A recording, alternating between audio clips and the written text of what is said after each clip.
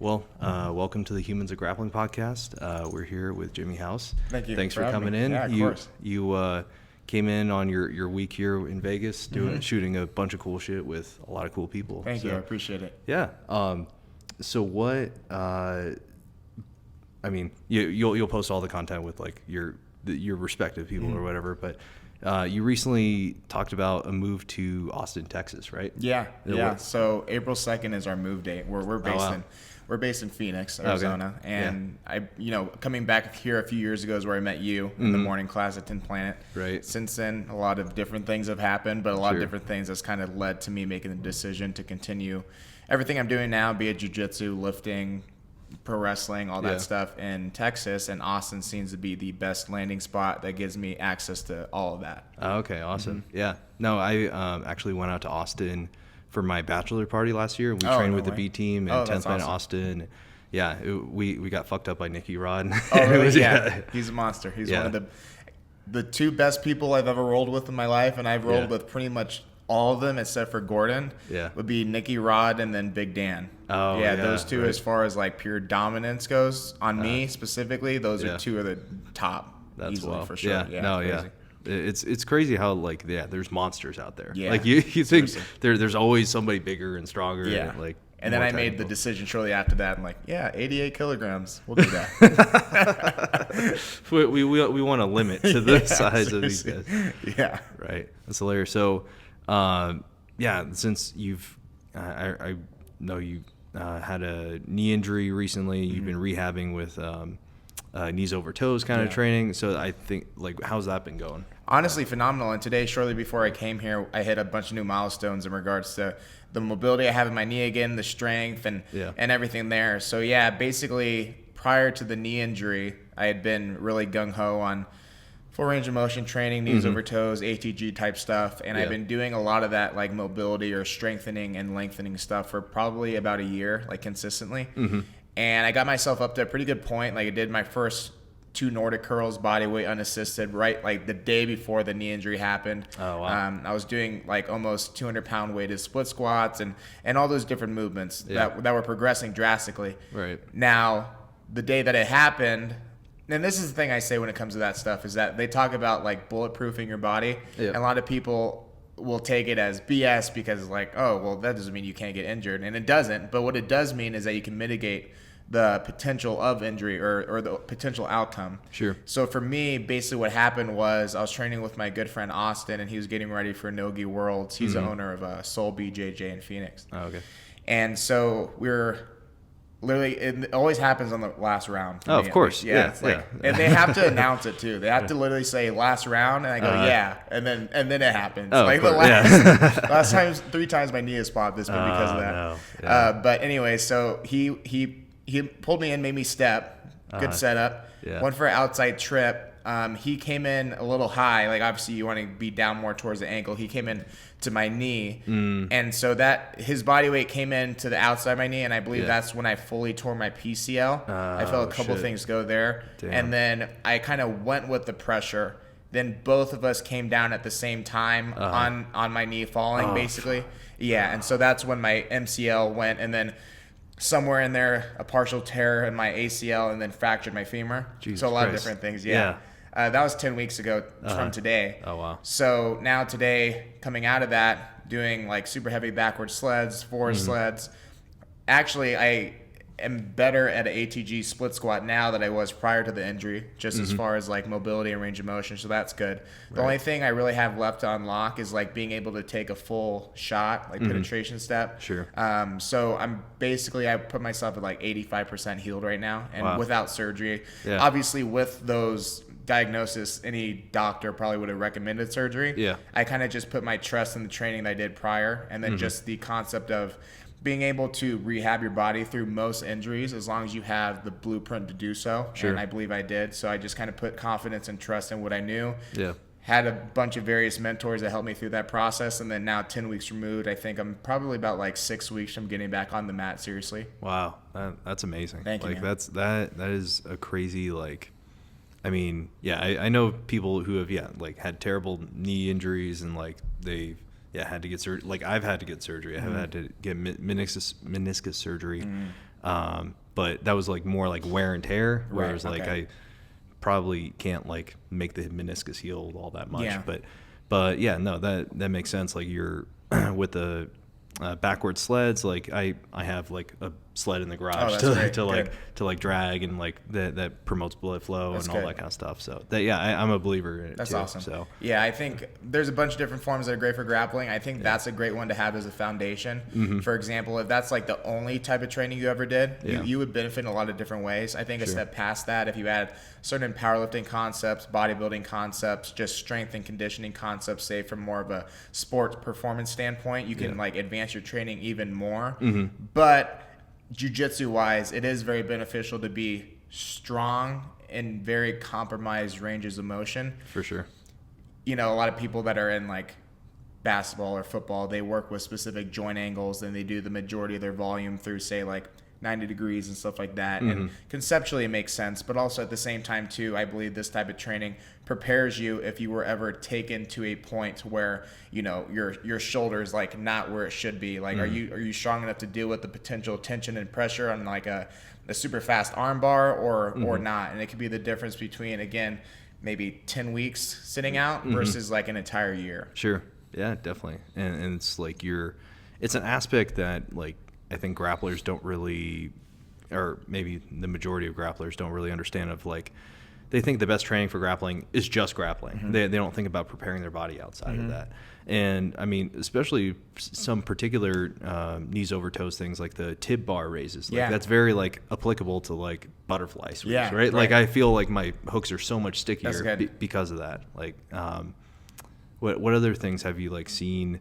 And like I guess the combination of things, like you've done a lot of different training modalities, like leading up to this too, right? You've been training ever since you were 5 or so, right? Yeah. So I guess what are all the things that you like regularly do, or that you cycle through, or like do you do your own programming? Do you have somebody else do your programming? What makes it into a Jimmy House workout? Yeah, so basically I do a bit of a collaboration between my coach that's more on the powerlifting side of things. He is the one that introduced me to the ATG style of training, and since then I've just kind of taken it and ran with it for a bit of my own, in a sense that he does it for his powerlifting and his durability there. But now getting really deep into it, I've tried to take certain exercises and put a bit of a jiu-jitsu twist on it or whatever, just to appeal more to my audience, I guess. Sure. But with that said, it's interesting because I've lived it for so long. So I've experimented with almost any training modality, maybe outside of like CrossFit and Olympic weightlifting. Sure. But with that said, I'm at the point now to where realistically, like if I never got any ounce stronger, or if I never put another pound of muscle on for the rest of my life, jiu-jitsu wise, I'd probably be just fine. Yeah, for sure. But now it's kind of a thing where I feel like I'm kind of polishing off or like coloring the lines per se, where if I am able to target like, hey, like my hip flexor is very tight in this given position, like what accessory movements can we put in that will help with that? Hamstrings for me right now is going to be what I'm targeting the most. With the knee injury, the ACL partial tear, the hamstring right behind my right knee is a little bit tighter than normal. But just in general too, that's something that's always been a limiting factor of mine. Like for example, just flexibility wise, I always want to be able to do like the splits down the middle. Hip flexor wise, length, decent, but my hamstrings is what's preventing that. Now, when I started doing the Nordic curls, what I found in translation to grappling is I'm not the tallest guy, and my legs are relatively thick. So getting a body lock on somebody my size or bigger is few and far between. Sure. But when I started doing the Nordic curl training, what I found is that the strength that adds in the joint angle where the tension's the most maximized actually had a huge carryover into my back control, where I used to not have any confidence doing back control on anyone bigger than like 185 pounds. Sure. But as soon as I started doing the Nordic curls 3 times a week, I started getting a lot of comments like how strong my hips are and how strong my hamstrings were and stuff like that. I had I had the conditioning to be able to like basically just mimic a body lock-esque type of control, but purely with the strength and the isometric squeeze of my hamstrings. Gotcha. So that was a huge thing. So in regards to like grappling and whatnot, I would always suggest like Nordic curl training would be huge. Yeah. hip flexor training, and just like strengthening your hips in any given direction. Most people complain about back issues. Sure. And many times it's most likely because of the fact that the lower back is not even weak. It's just taking the brunt of the load in most positions. So hamstrings, glutes, and hips would be the main things that I would really focus on. And that's what's helped me with a lot of my prior back issues or even like SI issues in the past. Gotcha. Definitely. And I'm a huge believer in Nordic curls too. Like I do it with underneath a dumbbell rack in my garage. Cool. So I've been working since the pandemic. Like I bought a bunch of weights for the garage, and I haven't done a full Nordic curl yet or anything like that, but I'm still like working up to it. And I've seen like your progressions and regressions on that. I need to like start incorporating some of those because you have like different targets that you reach for, right? Like with the different blocks and things like that. Yeah, so basically I think the best way once you're able to do it is to just take a very heavy band that allows you to get full extension of the leg and then work through that range of motion gradually. There is definitely benefit to, say, doing your body weight in a partial range of motion. So basically the way I see it is most people aren't strong enough to do a full Nordic curl off the get-go with their entire body weight. Sure. So you add something in like a very heavy resistance band that allows you to not necessarily use your hands to assist, but you can just rest your body weight on that, and that'll help kind of carry you through wherever your body can't. You do that. Usually my training program with that be like 3 days a week, 2 sets banded, and then 2 sets with the box with my body weight. So as I'm doing my entire body weight through range of motion with the band, going all the way down, all the way up, I'm also tandeming that with the box. So like as my true body weight strength increases with the box getting lower, the band tension should be getting lighter to where like the two kind of meet in the middle. That's what I found worked really well for me.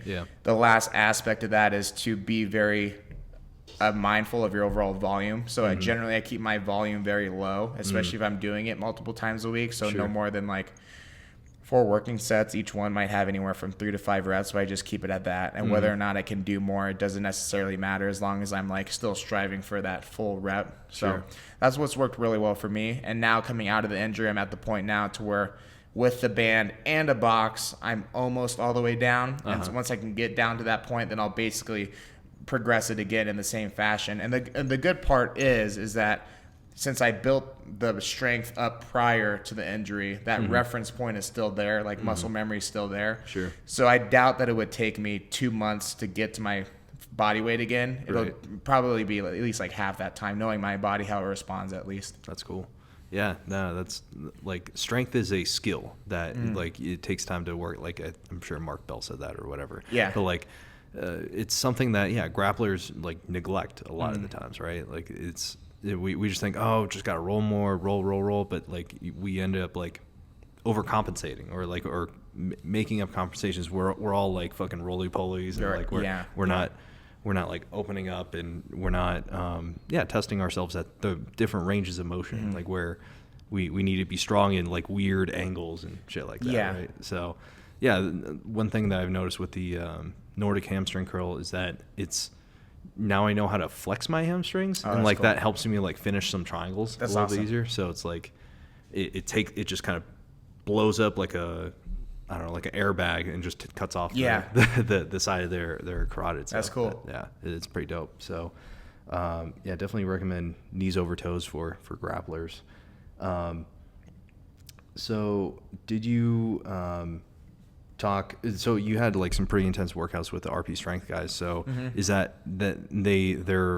is their brand like Team Full ROM or what? So is that seems to carry over with knees over toes pretty well, right? It does, pretty much. Yeah, it's basically the same thing. I guess the only takeaway between the two is that they're more geared towards bodybuilding and mostly hypertrophy. Yeah. And then the knees over toes is going to be geared towards like mobilization and durability and stuff like that. But with the concept being the same, you can kind of get a little bit of both. Yeah. For example, with all the knees over toes training that I've done, I've definitely have not lost any muscle. In fact, I feel like I've added muscle in some lagging areas. With the stuff that I did with them over the week, you basically take the ATG concept or full ROM concept and you apply it to various bodybuilding movements, a barbell row, a lat pull down, a pull up, a dumbbell press. And so the good thing was, where I feel like a lot of times when they bring people on their channel, those people probably have a bigger transition than what I did, thankfully, just because in my own way I was already training very similar to how they do. Sure. They have their critiques and stuff, and I took away a lot. Like, I'm actually really excited to go back home and apply what they taught me. Yeah. But for the most part, it wasn't a huge transition, just because in my training for the last year and a half, I've been like super adamant on full range of motion, everything. And then you get into the debate between full range of motion and then like 90-degree training and stuff like that. And for the most part, I'm going to be more so on the side of like full range of motion for nearly everything. There's some things, say for example, like a deadlift, where you can't not have a joint angle that's less than 90 or more than 90 degrees or just about. And so I feel like lifts like that are important for power and athleticism and such. But mostly the majority of my training is geared towards that, because just performance, grappling, durability, but then also like acknowledging the fact that I do have, I guess, a little bit of a toe or so in the bodybuilding pool. Sure. I do want to continue building a physique and whatnot. And if we're talking about like building muscle, especially like as a natural athlete, I believe doing full range of motion for the majority of your movements is going to be one of the best things that you can do. So then that way, I can go down a deep tangent with this, but let's say we're on a podcast. Let's go. Let's say like what I've seen is that there's a bunch of different ways to add muscle, right? And you go to any like commercial gym and you'll see guys that are relatively muscular lifting with partial range of motion or bouncing a barbell off their chest. And clearly you can add muscle in a bunch of different ways, but with that said, it doesn't necessarily mean that the way X person is doing it is super efficient. So now with that said, what I've seen is where you take maybe like your traditional bodybuilder, more so like partial range of motion, time under tension type stuff, which has its merit. But what I come to find is that when you do that style of training for the majority of your training, then you start to run into these essentially muscle imbalances between your short and long range strength. And even though the bodybuilder is not maybe concerned, say like a jiu-jitsu person is, with being strong in a weird position, the reason why that has diminishing returns is simply because you see videos all the time between bicep tears and pec tears and everything else. Like when you see like a bodybuilder doing a heavy incline press and them tearing their pec, there's a few things going on there.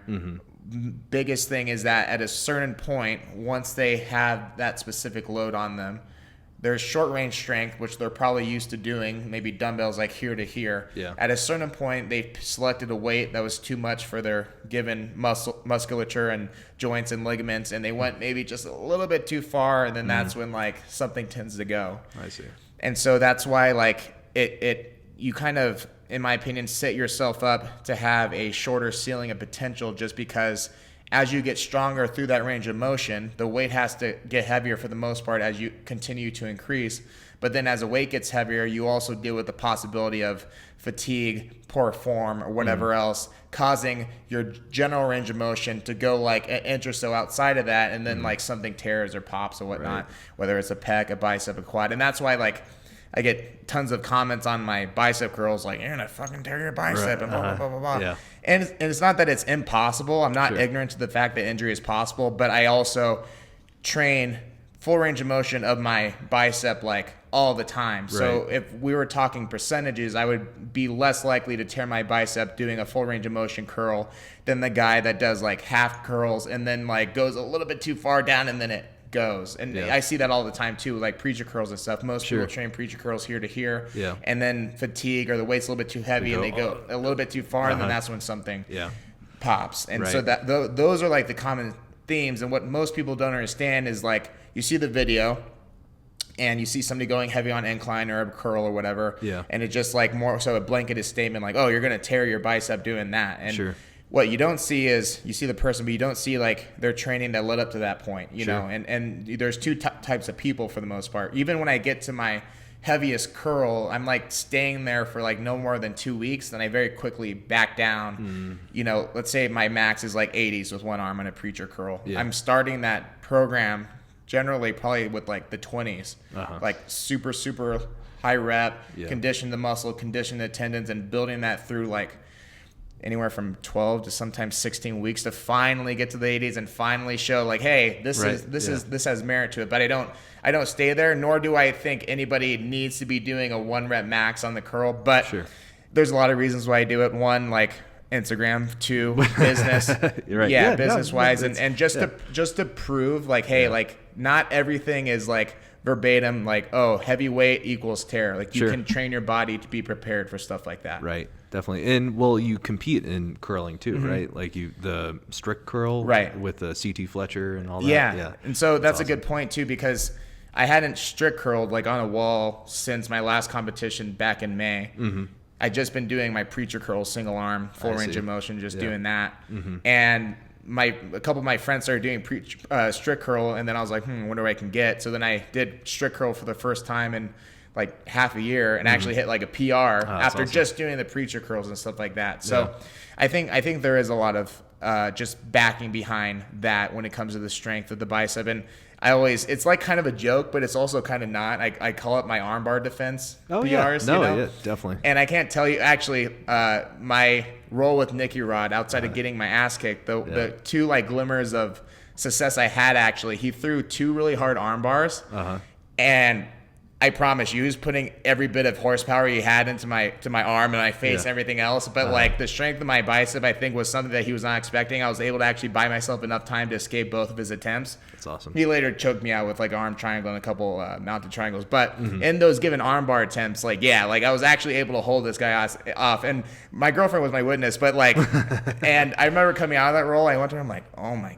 God, like he wanted that armbar bad, and I was just flexing as hard as I could. So you don't need to be as strong as I am in the curl, but doing curls with such effect does help, in my opinion, defend arm bars. Buy yourself a little bit extra time, and even prevent like potential injury from happening. Like I saw a video the other day of somebody hitting a flying arm bar, just like jumping into it, and then they just took the arm out there. Right. If you're the wrong person or untrained person, this movement with all of somebody's body weight taking you that way could very easily hurt or tear a bicep off the bone. For sure. Yeah. It's one of those things where you won't realize you needed it until after the fact. But like if you take somebody like myself as proof, it's worth like adding into your program to some degree. Yeah, definitely. And having a better squeeze isn't too bad either, right? Like, how have you noticed, like, well, I guess you haven't been trained jiu-jitsu recently, but like since you've been doing more full range bicep curls, like how's your rear naked choke squeeze versus previously, I guess? Yeah, so that's a good question. This is where I combine a full range of motion with something to the effect of overcoming isometrics. Meaning, generally, if I'm going to describe like a curl to do to strengthen your rear naked choke, is gonna be like some form of hammer curl. Sure. For the most part, with the hand going here like this, you're either doing like a cross body hammer curl, just like anything like this, just strengthening the bicep, but the brachioradialis and all that good stuff, the forearm and whatnot. The other thing to complement with that, and this is something that I picked up from my friend Josh Setledge, who's like kind of known as like a jiu-jitsu strength coach. Oh yeah. He does a lot of overcoming and yielding isometrics. So he takes the medicine ball per arm, like one of the smaller, softer ones, but basically he'll just do time holds in a rear naked choke position, more so like a short choke position, but just focusing on the amount of power that he can force or produce into the ball. That way, like full range of motion here, you're developing strength through the full extension and flexion of the joint, but then also you're like increasing your given strength at this specific angle, and then on top of that, building the conditioning to say, hold that squeeze for a little bit longer than you could had you not. Sure. So, and with like rear naked chokes, especially in high level competition, it's like that's the one where the person's ego can have a little bit more pull than maybe like a heel hook or anything else, where it's like, oh, I can last this. So you'll have to like really like not only choke them, but like hold it for a substantial amount of time. Most people at a high level will probably go out get close to going out before they actually tap, versus like a heel hook. If you're smart, you should probably tap. So you'll have to have the strength and muscular conditioning to be able to like finish most chokes there. Yeah, exactly. That's dope. That's kind of like, why, I don't know, why I'm enjoying on this whole thing is like, because this has been like two of my like passions for a long time. That's awesome. Like I've I started lifting because of football in high school, and like in wrestling, like I wrestled in high school too, and but like marrying like, okay, what are like specific things that we can do for jiu-jitsu, and yeah, just all these like very specific like strength exercises. I like, shit, dang it, This is a reminder. Alexa, stop. Okay, There you I think go. got it. Cool. So yeah, that's really dope that you like consider all these different things like when designing your own training, or do you like you do programming for other people too? And Yeah, so I do have my online coaching that I do, and then I'm currently working on releasing our first like template program for anyone to buy. But for the most part, right now, I just have my online clients that I do the customized programming that's for. cool. And are your clients like just general population fitness, or is it like jiu-jitsu guys, grappler? Like who's your typical client, I guess? I would say that maybe just a little bit more jiu-jitsu strength clients, but it's relatively even from powerlifters or just like general fitness type people. Yeah. The nice way about how I train is that regardless of what your goal is, I'd probably recommend something close to it anyways. Sure. Longevity, strength, building muscle. Like a lot of them, if you do it correctly, tie into one another. I think a lot of people are under the impression that, like for example, like people will go to a bodybuilding coach to build muscle and to build a physique and whatnot because me as a jiu-jitsu powerlifting mobility guy wouldn't know how to do so, right? But at the same time, I think more and more is coming out now, not that it's new information, it's just more easily accessible, where doing exercises in a full range of motion or doing mobility work, how that all plays a huge role in building a good physique, building strength in given lifts, and just building performance in a given sport. So I think the biggest thing there is like, I probably wouldn't do clients in bodybuilding that are like on the other side of the spectrum, like untested, just because as a whole side of the world that I have no knowledge in, I purposely choose to not be knowledgeable. Sure. But for like somebody like myself that competes in natural bodybuilding, that's something I 100% would take on for sure. And it's really the same thing. I wouldn't have them do much else, maybe a little bit more volume, a little bit more isolation work, maybe a little bit less specific work. Like I wouldn't have them do all the exercises that I would for a jiu-jitsu guy, but conceptually it's very similar. Makes sense. Yeah. I mean, that's your perspective on the world. Like you're informed of, okay, this is how we train, and here's like the framework that you've developed for yourself and developed for training other people. It has, I don't know, probably a handful of like key exercises that you kind of prescribe most people, and like, because everyone needs to squat, everybody needs to like lunge or whatever, like these general kind of things that make up a healthy person, right? Right. Yeah. I talked about this on the Phil DeRue's podcast, where the reason why I feel comfortable in dabbling in 3 or 4 different sports is, well, sometimes people think it's impressive, and I appreciate it, but I've been doing this for so long to where doing jiu-jitsu, doing powerlifting, and doing bodybuilding are not too far away from each other, because like they all kind of benefit. Like the muscle that you're working to add on in bodybuilding has benefits in both powerlifting and jiu-jitsu in regards to physique, but also like strength application. Yeah. Obviously, the powerlifting being the main strength sport has definitely applications in jiu-jitsu. Yep. But also applications in bodybuilding, being able to build muscle in a different way. And then jiu-jitsu wise, as far as cardio, mobility, being in good shape in general, that also bleeds into both. And I also find that mentally it's a good break from both. So when it comes to myself and the clients, that's why I train most people somewhat similar with a little bit of deviation, just because I don't see a huge cutoff between the 3 things as if they're like completely different. Right. Yeah. It's all trying to optimize somebody like moving through space and making them more durable, making them healthier. Like everybody, all those 3 sports need like the same kind of basics. Right. Right. I also, from a business perspective, if I'm coaching a powerlifter or bodybuilder, it's like you could go to anybody and they can have you like do time under tension or partial range type reps, or you could go to any powerlifting coach and they can tell you to like do a box squat or anything like that. I'd rather continue to separate myself from being successful in both sports, but also having modalities in there that you normally wouldn't see from a traditional coach in the field. Sure. To prove that, 1, it can be done, and 2, like to continue prove my point and why I train the way I do. So, yeah. Gotcha. Yeah, and you train, well, I mean, for you specifically, like you're very explosive. Like you just fucking get it there, attack the weight. Like you're all your reps go like super fast. Thank so you.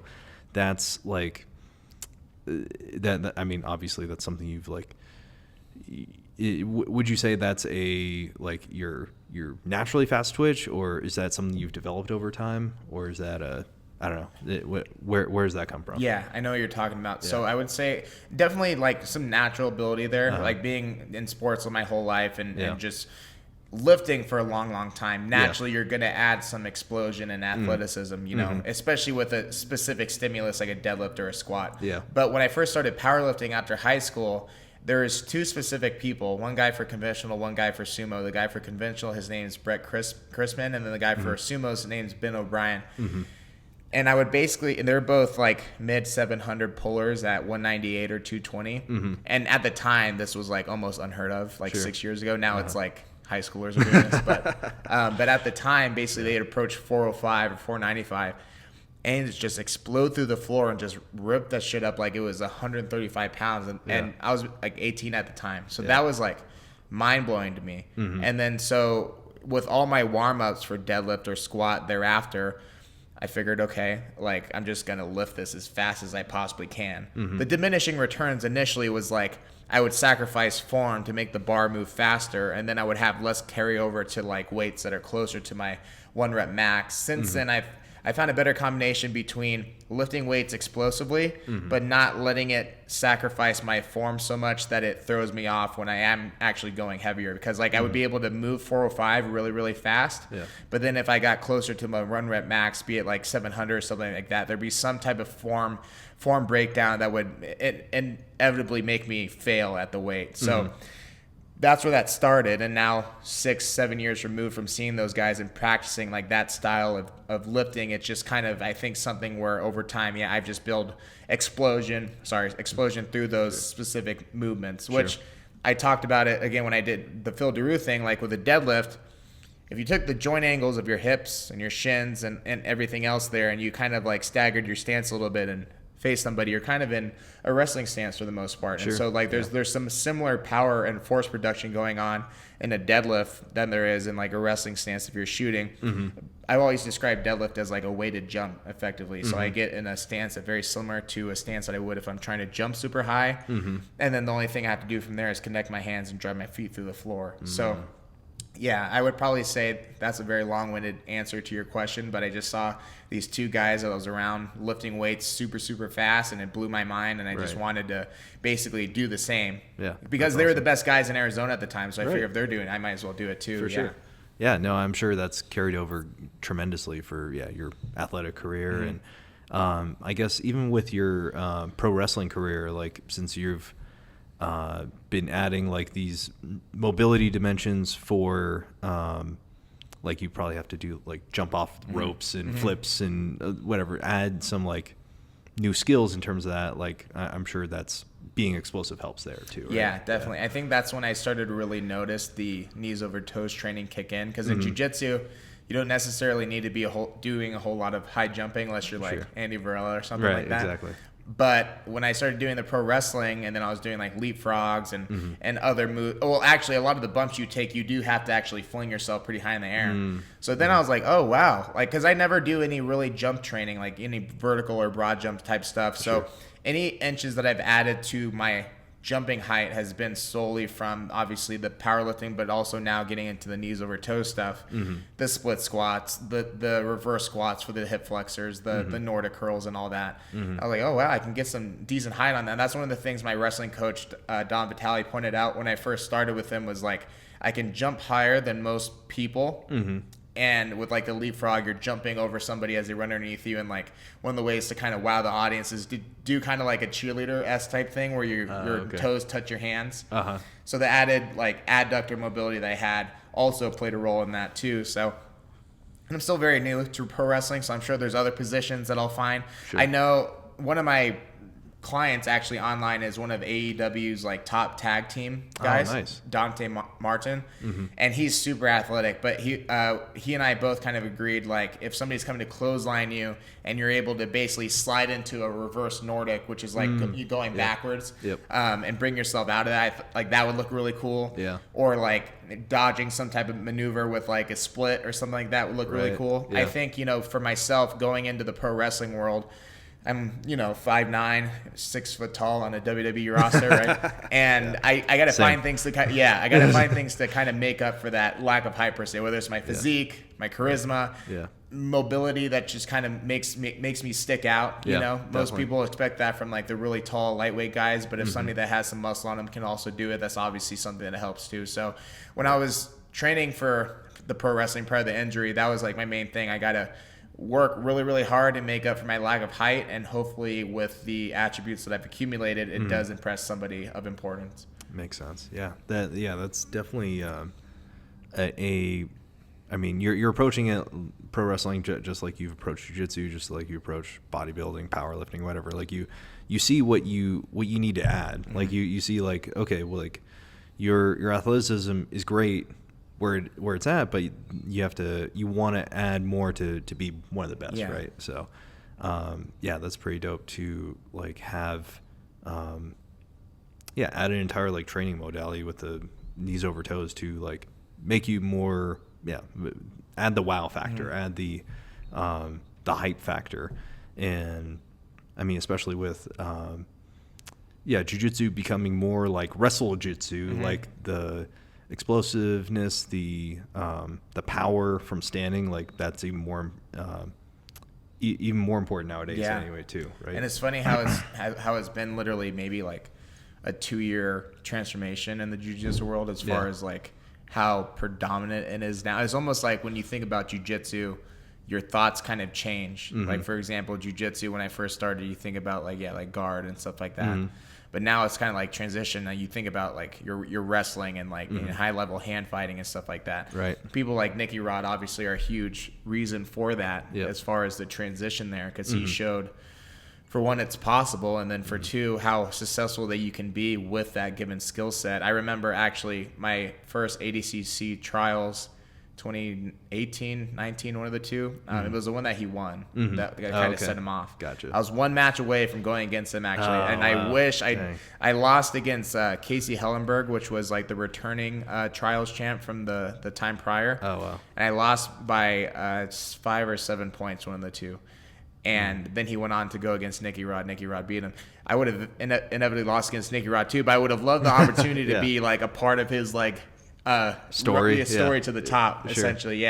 I do think though that my match with him at the time would have been a little bit more interesting, simply because I would have elected to wrestle with him versus everyone else pulled right away. But I was like one match away from going against him, and I remember like hearing about him a little bit for a while. Like I was studying the East Coast trials footage, and I saw like this Nicky Rod guy. I'm like, that guy looks pretty good, and he's only a blue belt, like all this stuff.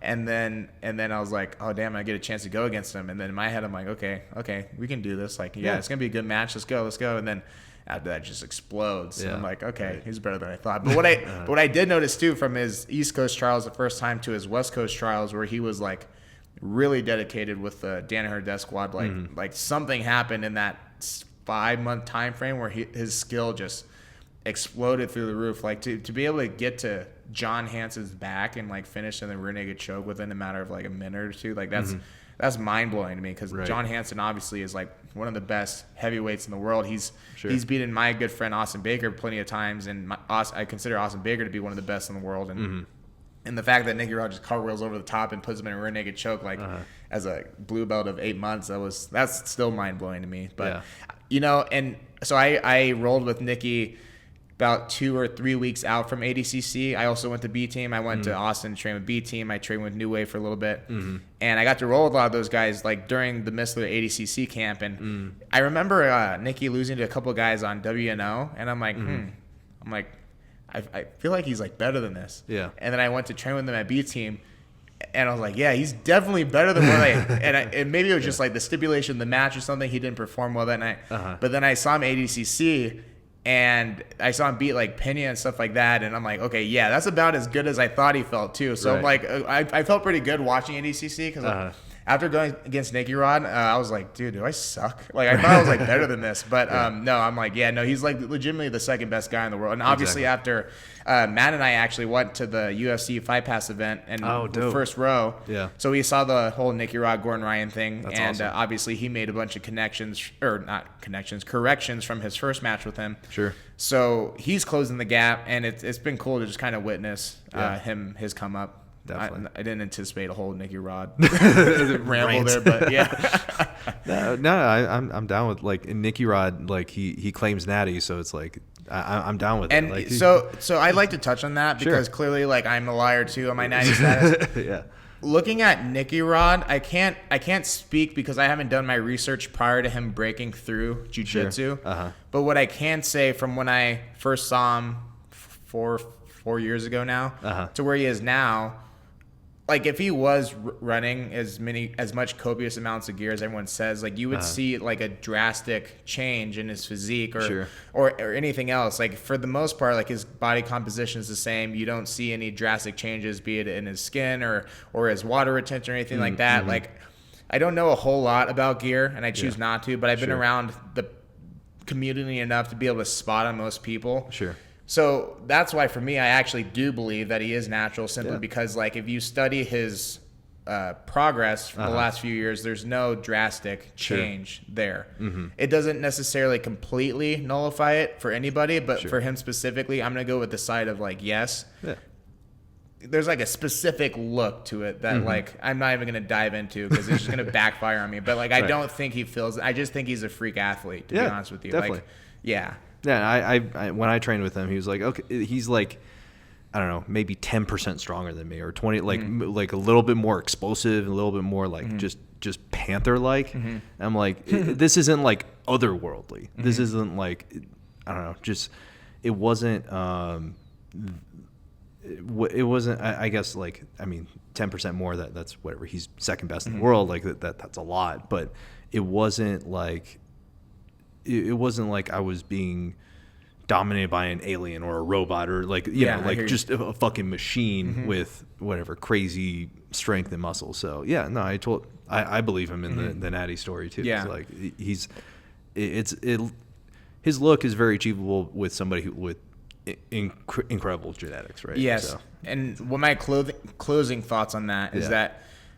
The way the fitness industry now kind of bleeds into the jiu-jitsu community is now, it's like so many people are open about it, which is great because you also don't want to give people the false idea of what they can achieve or like you don't want to like put people under the impression that you can do what they're doing without it, right? Yeah. But then it backfires on somebody like myself that genuinely is drug-free, where I'm sitting here, I'm like, yes, I'm drug-free, and if I wasn't, I would tell everybody, but I actually am, and people are like, why don't you just admit it, bro? People talk about it all the time. It's like, I would love to if I actually did it, but like I don't. So like, I don't know what you want me to do. It's like, I guess if I lie about it just to please people, then maybe I'll start. But that's kind of like the thing to where like for him, and obviously he's on a much bigger scale than I am, so he probably gets it much, much more. Sure. But I'd like to use the platform to speak my mind on the subject because I personally believe he is. And that kind of goes on to myself. Like you don't see a drastic change in my physique unless I go on a mega bulk where I just get fat. That's a different thing. But as far as like lean muscle mass goes, my journey from like when I was 16, stepping on stage at like 180, 185 pounds, and now being 10 years removed from that, floating around 200 at about 10%, like maybe like 10 to 15 pounds of lean mass over the last 10 years, which is good as a natural, but it's also nothing like out of this world either. So my main argument when people accuse me is like, okay, so I was this big when I was 16. So like, unless I've been like running gear since I was 9, I think like there's some legitimate gradual progression there, but people are much quicker to accuse than they are to spend the time to actually like get their facts straight. So that's my talk to the world. No worries. And did you come in as a lightweight or a heavyweight today? I know you just went. I know. That's funny. You just ate some sushi. So I'm definitely over 200 pounds for sure. Okay. Usually, so like with trips like this where I'm recording with somebody, I try to be very strict the first few days. And then traveling kicks in, and granted, it's better than like say eating 3 burgers, but just like stuff like 100 pieces of sushi down the hatch. And sometimes you got to do it. I know, like I'll get back to Arizona, I'll get it off. But I'm probably like 205, 206 right now. Oh, okay, gotcha. What he's referencing is a TikTok video that somebody tagged me in, where some guy was like, it's like all these people giving advice and they weigh under 200 pounds. Like, don't listen to them. And I was like. So I wake up in the morning over 200, so apparently I'm like worth listening to, and then I take a shit, and then all of a sudden everything goes out the window. Just, you know nothing. Yeah, I know. It's like, damn it. It's hilarious. Let's see. So we talked a lot about wrestling, Nicky Rod, and things like that. So you developed your jiu-jitsu style, like, did you wrestle in high school before? Okay, cool. Yeah, I wrestled all 4 years of high school varsity. Nice. I came into my senior year #1 in the state of Arizona, and for the most part throughout my senior year, I was bouncing back between like 1 and 2, between myself and the returning state champ from Sunnyside, the same school that Roman Bravo Young went to. And then my senior year, right before state, I got a back concussion. I couldn't wrestle in state. Yeah, gotcha. So that was like my main passion through high school, and then went straight into powerlifting, just kind of like wanting to do something else. After getting injured, I just had a little bit of I wasn't very motivated to be wrestling again, but took it into powerlifting, and powerlifting was fun until I gained 70 pounds and got up to 270. I'm like, oh, I'm kind of fat, unathletic, and unappealing to the opposite sex. So then I decided to lose the weight by starting jiu-jitsu. And that's been my thing since. And I've always looked at jiu-jitsu as like my second chance. When I couldn't wrestle in state my senior year, having high goals, that definitely was a huge hit. It's hard to handle at the time. Yeah. But I stepped back on the jiu-jitsu mat, and I was like, oh, I think this is like my second chance. And I think in a lot of ways I've taken full advantage of that. And now going to Austin, having the chance to train with some of the best people in the world, it's like, would you rather be the state champion in high school that everyone forgets about, or you want to like continue to advance your grappling and do something special? So I like the place that I'm in right now. Definitely. For sure. Yeah, that's awesome. And I'm right there with you, because I broke my hand senior year, second match of senior year wrestling. Like, I posted on the mat, and like I don't know, for whatever reason I put my fist on the mat instead of palm, and I had similar, like, I wanted to get to state. I wanted to like I wrestled in California, so it was like, it was just my dream to like even like get to the state championship, like the state tournament, and but I couldn't. So I was like, when I found jiu-jitsu, it was like, oh, this is a second chance. This is a way to like continue to compete and progress, and it's not like wrestling doesn't just end in high school. Like wrestling.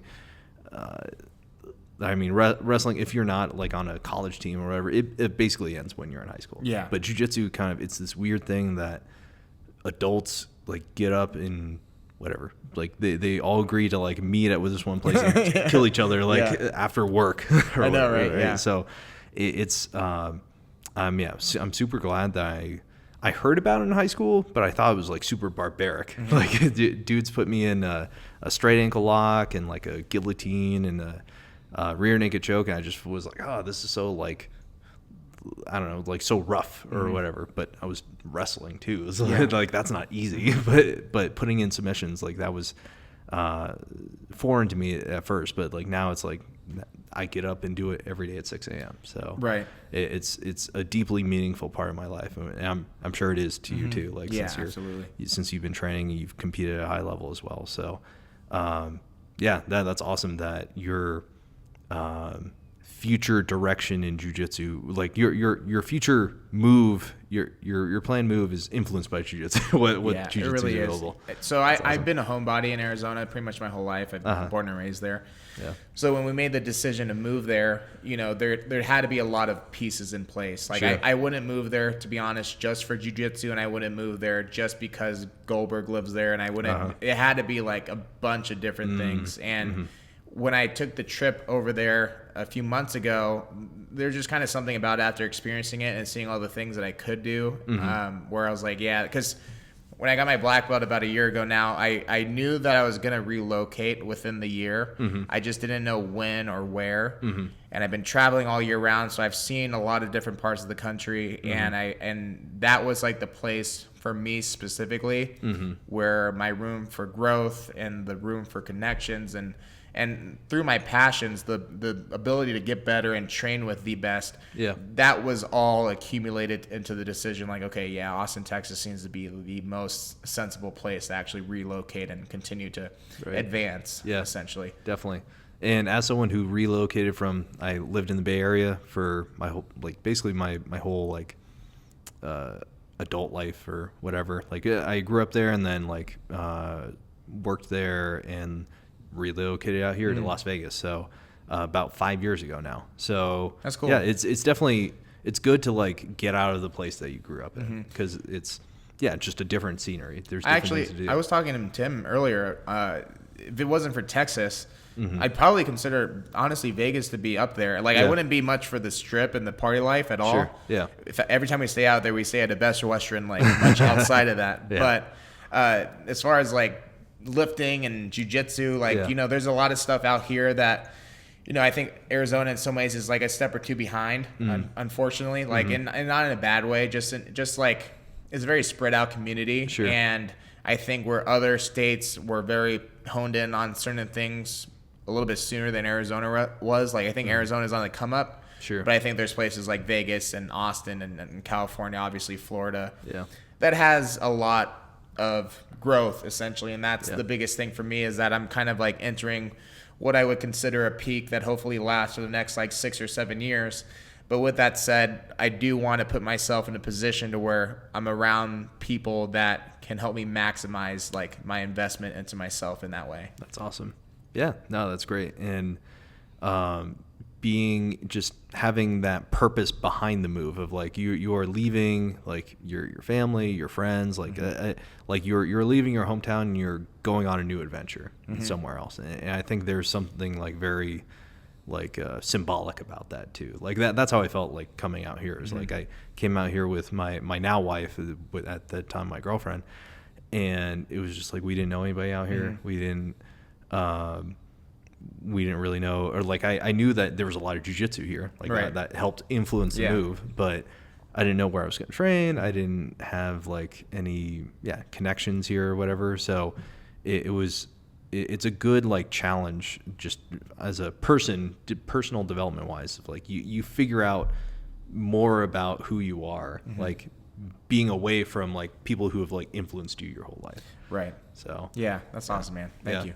Yeah. So I'm excited to see what you do out there in Austin. I appreciate it. So if people wanted to get in contact with you for like online coaching, your coaching programs and things like that, where can they find you? Yeah. So the two best places would be on my Instagram. I have a link tree. You can go to the specific link that'll take you to a online question and answer form. Basically, you can fill out your stuff. That's an application.